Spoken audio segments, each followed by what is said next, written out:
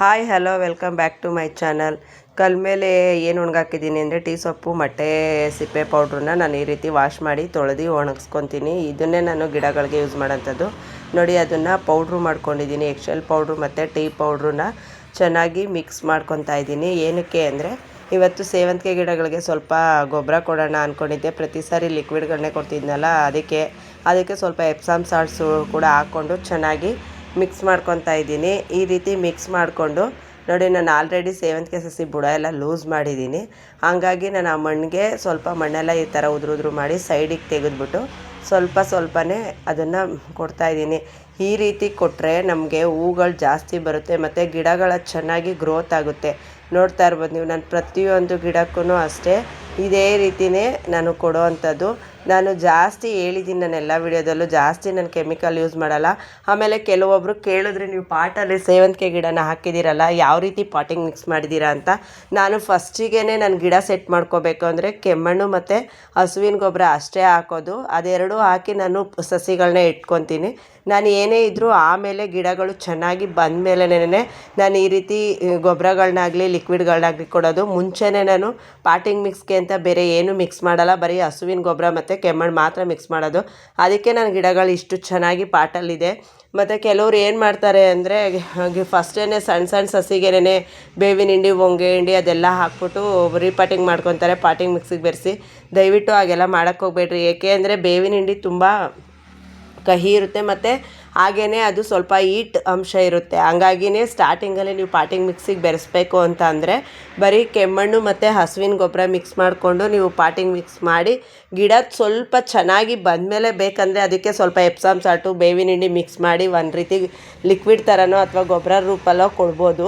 ನೀವು ಸ್ಟಾರ್ಟಿಂಗೇ ಪಾಟಿಂಗ್ ಮಿಕ್ಸಿಗೆ ಬೇವಿನ ಹಿಂಡಿ ಬೆರೆಸ್ಕೊತು ಅಂದರೆ ಬೇವಿನ ಹಿಂಡಿ ಮತ್ತು ಹೊಂಗೆ ಹಿಂಡಿ ಎರಡೂ ಕೂಡ ಅದು ಬೇರು ಎಫೆಕ್ಟ್ ಫಂಗಸ್ ಬರಲ್ಲ, ಓಕೆ ಒಪ್ಕೊತೀನಿ. ಬಟ್ ಏನಾಗುತ್ತೆ ಅಂತ ಅಂದರೆ ಗಿಡ ಸಾಯೋ ಚಾನ್ಸಸ್ ತುಂಬ ಇರುತ್ತೆ. ಅದು ಹೆವಿ ಹೀಟು ಬೇವಿನ ಹಿಂಡಿ ಮತ್ತು ಹೊಂಗೆ ಹಿಂಡಿ. ಹಾಗಾಗಿ ನಾನು ಹೇಳ್ತಾ ಇರೋದು, ನಾನು ಎಲ್ಲದಕ್ಕೂ ಅಷ್ಟೇ ಮೊದಲು ನಾನು ಯಾವುದೇ ಸೇವಂತಿಗೆ ಸಸಿ ಆಗಲಿ ಗಿಡಗಳಾಗಲಿ ಹಾಕಬೇಕು ಅಂತ ಅಂದರೆ ಬರೀ ಕೆಮ್ಮಣ್ಣು ಗೊಬ್ಬರ ಮಾತ್ರ ಯೂಸ್ ಮಾಡೋವಂಥದ್ದು. ಬೇವಿನ ಹಿಂಡಿ ಎಲ್ಲ ಫಸ್ಟೇ ಪಾಟಿಂಗ್ ಮಿಕ್ಸಿಗೆ ನಾನು ಯೂಸ್ ಮಾಡಲ್ಲ. ಆನಂತರ ಗಿಡ ಚೆನ್ನಾಗಿ ಬಂದಮೇಲೆ ನಾನು ಅದನ್ನೆಲ್ಲ ಲಿಕ್ವಿಡ್ ರೂಪದಲ್ಲಿ ಕೊಡ್ತೀನಿ. ಇಲ್ಲಾಂದರೆ ಈ ರೀತಿ tea powder, Excel powder, Epsom salt ಇದನ್ನೆಲ್ಲ ಹಾಕಿ ನಾನು ಗಿಡಗಳನ್ನ ಬೆಳೆಸ್ಕೊತೀನಿ. ನೋಡಿ, ನಾನು ಈ ಬೇಸಿಗೆಯಲ್ಲೂ ಕೂಡ ನನ್ನ ಗಾರ್ಡನಲ್ಲಿ ಎಷ್ಟು ಚೆನ್ನಾಗಿ ಹೂವು ಇದೆ.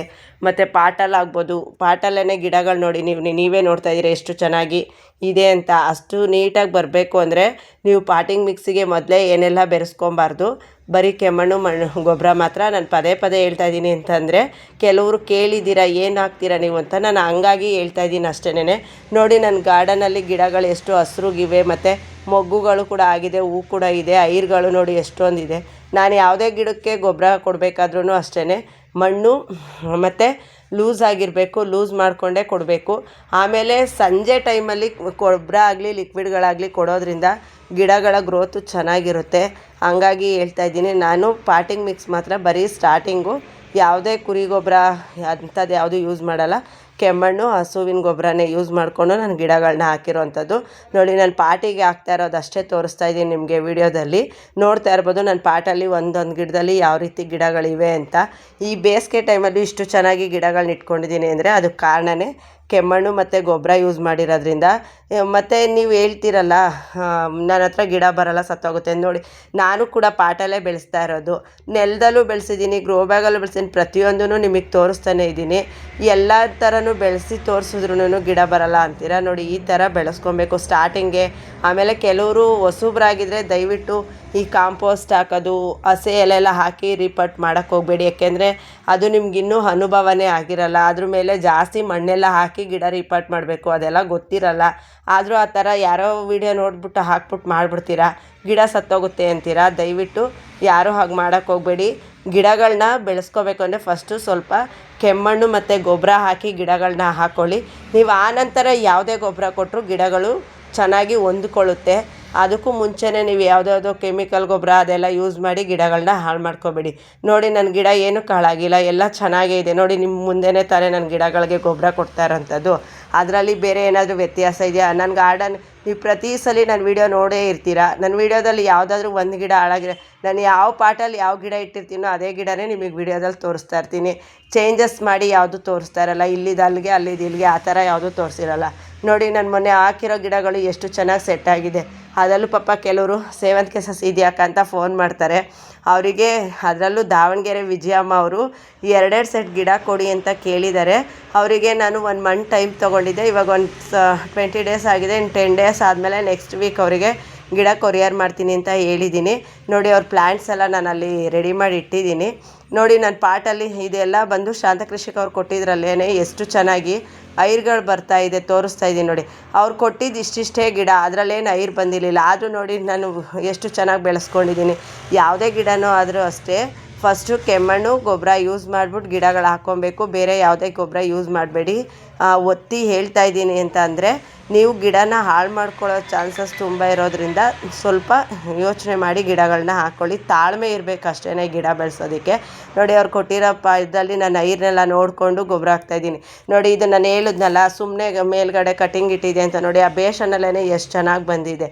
ನಾನು ಇದೇ ರೀತಿಯೇ ಗಿಡಗಳನ್ನ ಬೆಳೆಸ್ಕೊಳ್ಳೋದು, ಸೇವಂತಿಗೆ ಸಸಿನ ಜಾಸ್ತಿ ಮಾಡ್ಕೊಳ್ಳೋದು. ಯಾವುದೇ ಒಂದು ಬೆಳೆಸ್ಬೇಕು ಅಂತಂದ್ರೂ ತುಂಬ ಕೇರಿಂಗ್ ಇರಬೇಕು. ನಾವು ಮಕ್ಕಳನ್ನ ಹೇಗೆ ಕೇರ್ ಮಾಡ್ತೀವೋ ಗಿಡಗಳನ್ನೂ ಹಾಗೆ ಕೇರ್ ಮಾಡಬೇಕು. ಆವಾಗ ಗಿಡಗಳು ನಮಗೆ ಕೈ ಕಿಡುತ್ತೆ. ನೋಡಿ ಇದರಲ್ಲಿ ಕಟಿಂಗೇ ಹಾಕಿದೆ. ಇದು ಕುಣಿಗಲ್ ಅವರು ಪ್ಲ್ಯಾಂಟ್ ತೊಗೊಳಕ್ಕೆ ಬಂದಾಗ ನೋಡಿದರು. ಇವಾಗ ಅವರೇ ಹೇಳ್ತಾರೆ ಅಕ್ಕ ಅಷ್ಟು ಚೆನ್ನಾಗಿ ಸಸಿ ಆಗಿದೆ ನಿಮ್ಮದ್ರಲ್ಲಿ ಅಂತ. ಇದನ್ನು ಅದು ಹೇಳಿದೆ, ಈ ಥರ ವೇಸ್ಟ್ ಬೇಷನ್ನಲ್ಲೇ ಹಾಕ್ತಾಯಿದ್ದೀರಕ್ಕ, ಇದರಲ್ಲಿ ಬರುತ್ತಾ ಅಂತ. ನೋಡಿ ನಾನು ಒಂದು ಚೀಲ ಹಾಕ್ಬಿಟ್ಟು ಅದರಲ್ಲೇ ಹಾಕಿದ್ದೀನಿ. ಎಷ್ಟು ಚೆನ್ನಾಗಿ ಬಂದಿದೆ.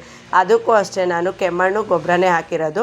ನೋಡಿ ಇವಾಗ ದೀಕ್ಷಂಗೆ ಏರ್ ಪ್ಯಾಕ್ ಮಾಡೋಣ ಅಂತ ರೆಡಿ ಮಾಡೋಣ ಅಂತ ಹೇಳ್ಬಿಟ್ಟು ಅದು ನಾವೇ ಕೊಬ್ಬರಿನ ಸುಳ್ದು ಮಿಷಿನಿಗೆ ಕೊಟ್ಟು ಹಾಕಿರೋ ಅಂಥ ಪ್ಯೂರ್ ಕೊಬ್ಬರಿ ಎಣ್ಣೆ. ಅದಕ್ಕೆ ನಾನು ಸ್ವಲ್ಪ ಅವಳಿಗೆ ಒಂದು 1/4 ಲೀಟ್ರಷ್ಟು ಮಾತ್ರ ಕಾಯಿಸ್ತಾ ಇದ್ದೀನಿ. ಜಾಸ್ತಿ ಏನು ಕಾಯಿಸ್ತಾ ಇಲ್ಲ ಕೊಬ್ಬರಿ ಎಣ್ಣೆನ. ಅದಕ್ಕೆ ಸ್ವಲ್ಪ ಕಲೋಂಚ, ಬೆಟ್ಟದ ನೆಲ್ಲಿಕಾಯಿ, ಆಮೇಲೆ ಸ್ವಲ್ಪ ಹರಳೆಣ್ಣೆ ಬೇಕು ಅಂದವರು ಆ್ಯಡ್ ಮಾಡ್ಕೊಳ್ಳಿ. ಬಟ್ ನಾನು ನನ್ನ 2 ಮಕ್ಳಿಗೂ ಏರ್ ಪ್ಯಾಕಿಗೆ ನಾನು ಇದೇ ರೀತಿಯೇ ಎಣ್ಣೆ ರೆಡಿ ಮಾಡೋದು. ಹಂಗಾಗಿ ನಾನು 1/2 ಲೀಟ್ರಷ್ಟು 1/4 ಲೀಟ್ರಷ್ಟು ಕೊಬ್ಬರಿ ಎಣ್ಣೆಗೆ 100 ಗ್ರಾಮಷ್ಟು ಹರಳೆಣ್ಣೆ, ಕಲೋಂಚ ಮತ್ತು ಬೆಟ್ಟದ ನೆಲ್ಲಿಕಾಯಿ, ಒಣಗಿಸಿರೋ ಅಂಥ ದಾಸವಾಳ ಎಲೆ, ಕರಿಬೇವಿನ ಎಲೆ, ದಾಸವಾಳ ಹೂ, ಇದನ್ನಿಷ್ಟನ್ನು ಎಲ್ಲ ಹಾಕ್ಬಿಟ್ಟು ಚೆನ್ನಾಗಿ ನಾನು ಕಾಯಿಸ್ತಾ ಇದ್ದೀನಿ. ಆಮೇಲೆ ಆಲೋವೆರಾ 1 ತುಂಡು ಪೀಸು. ನೋಡಿ ನನ್ನ ಕೊಬ್ಬರಿ ಎಣ್ಣೆ ಪ್ಯೂರ್ ಕೊಬ್ಬರಿ ಎಣ್ಣೆ. ಯಾಕೆಂದರೆ ನಾನು ಕೊಬ್ಬರಿನ ಹರಿಸಿ ಗಾಣದಲ್ಲಿ ತರಿಸಿರೋ ಅಂಥದ್ದು, ಯಾವುದೇ ಅಂಗಡಿಯಲ್ಲಿ ಸಿಗೋವಂಥ ಎಣ್ಣೆನೆಲ್ಲ ನಾನು ಹಾಕಿ ಕಾಯಿಸ್ತಾ ಇಲ್ಲ. ಹಂಗಾಗಿ ಹೇಳ್ತಾ ಇದ್ದೀನಿ ನೋಡಿ, ನಾನು ಇಷ್ಟು ಐಟಮ್ನ ಹಾಕಿ ನಾನು ಏರ್ಗೆ ನಾನು ಕಾಯಿಸೋ ಅಂಥದ್ದು ಎಣ್ಣೆನ. ಅದರಲ್ಲಿ ಯಾವುದೇ ರೀತಿಯೂ ನಾನು ಕೆಮಿಕಲ್ ಯೂಸ್ ಮಾಡಲ್ಲ. ಎಲ್ಲ ನನ್ನ ಗಾರ್ಡನಲ್ಲಿ ಏನು ಸಿಗುತ್ತೋ ಅದನ್ನೇ ಹಾಕಿ ನಾನು ಎಣ್ಣೆ ಕಾಯಿಸೋಂಥದ್ದು. ಇದನ್ನು ಹಚ್ಚೋದ್ರಿಂದ ತುಂಬ ಬಾಡಿನೂ ಕೂಡ ಕೂಲ್ ವೇ ಆಗುತ್ತೆ ಮತ್ತು ಚೆನ್ನಾಗಿರುತ್ತೆ. ಏರ್ ಕೂಡ ಚೆನ್ನಾಗಿ ಗ್ರೋತ್ ಆಗುತ್ತೆ.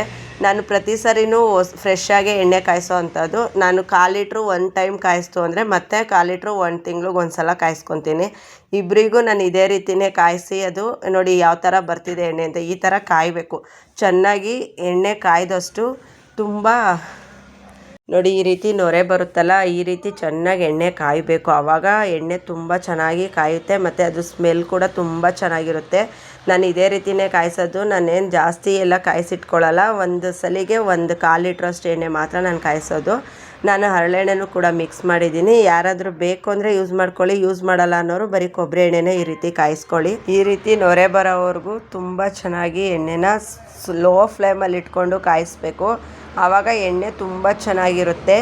ಆವಾಗ ನೋಡೋದಕ್ಕೂ ಎಣ್ಣೆ ಯಾವ ಥರ ಇರುತ್ತೆ ಅಂದರೆ ಅದು ನಾವು ಕಾಯಿಸಿದ ಎಣ್ಣೆ ಥರನೇ ಇರಲ್ಲ. ಪ್ಯೂರ್ ಕೊಬ್ಬರಿ ಎಣ್ಣೆಗಿಂತ ಚೆನ್ನಾಗಿರುತ್ತೆ. ಆ ಥರ ಎಣ್ಣೆ ಮಿಕ್ಸ್ ಆಗುತ್ತೆ. ನೋಡಿ ಎಣ್ಣೆ ಯಾವ ಥರ ಕುದೀತಾ ಇದೆ ಅಂದರೆ ಅದು ನೊರೆ ಎಲ್ಲ ಕಮ್ಮಿ ಆಗಬೇಕು. ಆವಾಗ ಚೆನ್ನಾಗಿ ಎಣ್ಣೆ ಆಗುತ್ತೆ, ತುಂಬ ಚೆನ್ನಾಗೂ ಇರುತ್ತೆ. ಅದಕ್ಕೆ ನಾನು ಏನು ಮಾಡ್ತಾಯಿದ್ದೀನಿ ಅಂದರೆ ಲಾಸ್ಟಲ್ಲಿ 1-2 ಎಲೆ ರೋಸ್ಮೆರಿನೂ ಹಾಕ್ತಾಯಿದ್ದೀನಿ. ಏಕೆ ಅಂದರೆ ಏರ್ ಫಾಲು ಅಥವಾ ಏರ್ ಈ ಥರ ಚೆನ್ನಾಗಾಗುತ್ತೆ ಅಂತ. ನೋಡಿ ಈ ಥರ ಎಣ್ಣೆ ರೆಡಿ ಆಗುತ್ತೆ. ಇಷ್ಟು ಚೆನ್ನಾಗಿ ಎಣ್ಣೆ ಆಗುತ್ತೆ. ಮತ್ತು ನೋಡಿ ನಾನು ಮರಳೆ ಹೂವನ್ನೆಲ್ಲ ಹಾರ್ವೆಸ್ಟ್ ಮಾಡ್ಕೊಬಂದಿದ್ದೆ. ಇಷ್ಟು ಸೂಜಿ ಮಲ್ಲೆ ಹೂವು ಸಿಕ್ಕಿತ್ತು. ಅದಕ್ಕೆ ನಮ್ಮ ದೀಕ್ಷಂಗೆ ಮಲ್ಲಿಗೆ ಹೂವು ಅಂದರೆ ತುಂಬ ಇಷ್ಟ. ಹಂಗಾಗಿ ನಾನು ಆ ಹೂವನ್ನು ಕೂಡ ಕಟ್ತಾಯಿದ್ದೀನಿ. ಎಷ್ಟಾಗುತ್ತೆ ಅಂತ ತೋರಿಸ್ತೀನಿ. ಹೂವು ಮಾತ್ರ ತುಂಬ ಘಮ ಇರುತ್ತೆ. ಮತ್ತು ನೋಡಿ ಇಷ್ಟು ಹೂವು ಸಿಕ್ಕಿದೆ. ಇಷ್ಟು ನಮ್ಮ ದೀಕ್ಷಂಗೋಸ್ಕರನೇ ಕಟ್ತಾ ಇರೋದು. ಅವಳಿಗೆ ಮಲ್ಲಿಗೆ ಹೂವು ತುಂಬ ಇಷ್ಟ. ನನಗೇನು ಆ ಸ್ಮೆಲ್ ಅಂದ್ರೇ ಆಗಲ್ಲ. ನೋಡಿ ಇದು ಬಂದ್ಬಿಟ್ಟು ಪರ್ಪಲ್ ದಾಸವಾಳ. ಇದನ್ನು ನಾನು ಮೀಶೋದಿಂದ ನನ್ನ ಮಗಳು ಇಷ್ಟಪಟ್ಟು ತರಿಸಿದ್ಲು. ಬಟ್ ಅದು ವೈಟ್ ಹೂವು ಬಿಡ್ತಾಯಿತ್ತು ಅದ್ರ ಮಗ್ಳಲ್ಲಿ. ಅದು ನೋಡ್ಬಿಟ್ಟು ಇದು ಬರಲಿಲ್ವಲ್ಲ ಅಂತ ಬೈಕೊತಾ ಇದೆ. ಆದರೆ ಇದು ಒಂದೇ ಕಡ್ಡಿಯಲ್ಲೇನೇ ಒಂದು ಅದೆಷ್ಟು ಚಿಕ್ಕ ಗಿಡ ಅಂದರೆ ಇಷ್ಟೇ ಚಿಕ್ಕ ಗಿಡ, ಅದರಲ್ಲೇ ಇವಾಗ ಪರ್ಪಲ್ ಹೂ ಬಿಟ್ಟಿದೆ. ಇದು ನಮ್ಮ ಗಾರ್ಡನ್ನ ಅದ್ಭುತ ಆಗಿದೆ ಇವತ್ತು. ಮತ್ತು ನೋಡಿ ಇದು ಶಂಖಪುಷ್ಪ ಬ್ಲೂ ಕಲರು. ನಾನು ಶೇಪೆಲ್ಲ ಕೊಟ್ಟಿದ್ನಲ್ಲ, ಇವತ್ತು ಒಂದು 4 ಹೂ ಬಿಟ್ಟಿತ್ತು. ಹಾಗೆ ವಿಡಿಯೋ ಮಾಡಿದ್ದಾಳೆ ನನ್ನ ಮಗಳು.